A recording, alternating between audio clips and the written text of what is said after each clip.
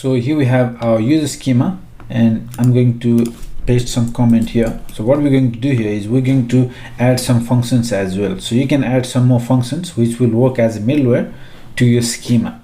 So while saving user, we need to make sure the password is hashed, not plain password. So it is not recommended to save a plain password. So user will be typing the password sent to our server, but we will hash them before we actually save in the database. So in case if your database is hacked, still the passwords are not exposed. Right, so hashing should be done only in two situations.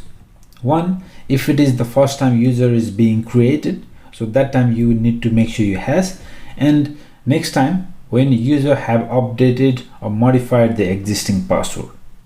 So only in these two situations you want to hash. Any other time you don't want to hash the password. That's because when you are working with user model, you will be making a lot of different queries. So every time you don't want to hash, only when it is the first time and when it has been changed, only then you want to hash. So for handling such requirements, we can use a pre-middleware to our schema. So this middleware, which is basically a function, will run each time user is saved. So when you execute the code in your controller, that will say user.save using the user model. When you use save, each time this pre-middleware will run, but we will make sure it runs only in these two conditions. Okay, so whenever user is created or when the password is updated, we will hash the password. For that, we can write our middleware here using the pre method that gives us the Mongoose schema gives us. All right, so let's write here user schema. So we have this user schema, we want to use pre. This is how we use middleware, and save. So anytime we use our save, user.save, which you will see how we're going to use it later, anytime we do that, we want to execute a function.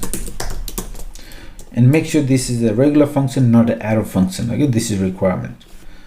Next, so next is a callback function. You can call it callback, next, anything you like. So let's just use next. And actually it's not arrow function, so let's get rid of that. So here let's start with a variable. Let's create this user variable which will refer to this. So this refers to this user schema itself. All right, so then let me put a bit of a comment here just to make it easy for you to understand. Okay, so what we're going to do here is we're going to hash password only if user is changing the password or registering for the first time. And I have written make sure to use this. So we're going to write a function here, and this is important because if you don't do it, then each time user.save, this code will be executed in your controller. So each time that happens, it will automatically update the password, and as a result your password, the original password, will change and you cannot log in next time. Okay, so make sure the code we're going to write here, that is important. Okay, so for that actually we need Bcrypt library. We need to install that. So let's go to our terminal here and let's install that. So npm install Bcrypt. This will be used to hash the password. While it's happening, let's go and import that. So let's do it here. Import from Bcrypt. Okay, now here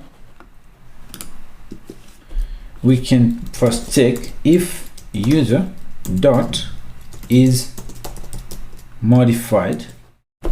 We can access this status modified, and the field is password. So if user have modified the password, only then we want to hash the password. So we can return, make sure you use return keyword and then use Bcrypt dot hash. Using this function we pass the user's password. So this user, this refers to this user schema. So this user dot password, we hash the user's password, and second argument you can give the salt. So the round of salt, they are used to determine how strong you want your hashing to be. So usually they are 8, 12 and 16, so 12 sits somewhere in the middle. So the higher the number it is, the longer it takes. Okay, so 12 is pretty good. So 12, and then the third argument is a function. Again, make sure to use regular function, not arrow function. So using the bcrypt hash function, we give the password, we give the salt value, and then in this callback function we get the result. So whether there was an error or we got the hashed password. Okay, so here if there was any error, if error, we can console log. Let's write bcrypt has error, and you can see the error in the console, and return next, which is a callback function with the error. Okay, so if there was an error, you want to return immediately with the error, so nothing, no more code execution happens here. But if there was no error, which is great, we want to access the user password, and we want to set its value with whatever that has been hashed. Okay, so now user password, the plain password, becomes the hashed password. And then again we return next, which is a callback function here, because you want to return, because these functions only use is to hash the password. So is modified, we do all that, else we just return next. So we don't do any hashing here if it is not true. This is all we need.